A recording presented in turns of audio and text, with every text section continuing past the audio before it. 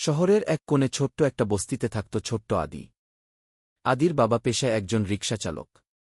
সারাদিন হাড়ভাঙা খাটুনি শেষে যখন তিনি বাড়ি ফিরতেন, আদির হাসিমাখা মুখটাই ছিল তার সব ক্লান্তির ওষুধ।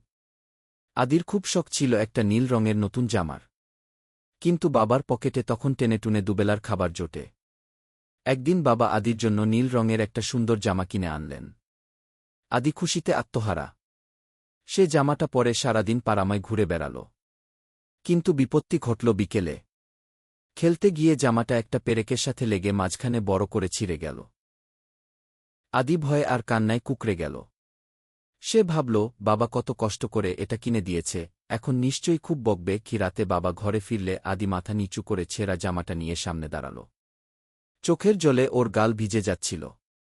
বাবা জামাটার দিকে কিছুক্ষণ তাকিয়ে রইলেন, তারপর আদির মাথায় হাত রেখে আলতো করে হাসলেন।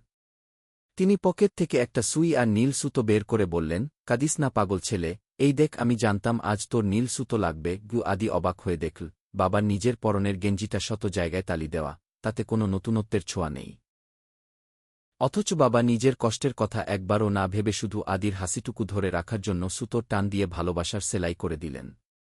আদি বুঝল, দামি কাপড়ে নয়, বাবার ছেঁড়া গেঞ্জির তালি দেওয়া অংশগুলোতেই পৃথিবীর সবথেকে বেশি ভালোবাসা লুকিয়ে থাকে। টেকঅ্যাওয়ে মাঝে মাঝে উপহারের দাম দিয়ে ভালোবাসা মাপা যায় না, বাবা মায়ের ছোট ছোট ত্যাগের মধ্যেই পৃথিবীর সবথেকে বড় আবেগ মিশে থাকে। ভালো লাগলে লাইক দিও, সাবস্ক্রাইব করো, আর এমন আরও ভিডিও পেতে পাশে থাকো।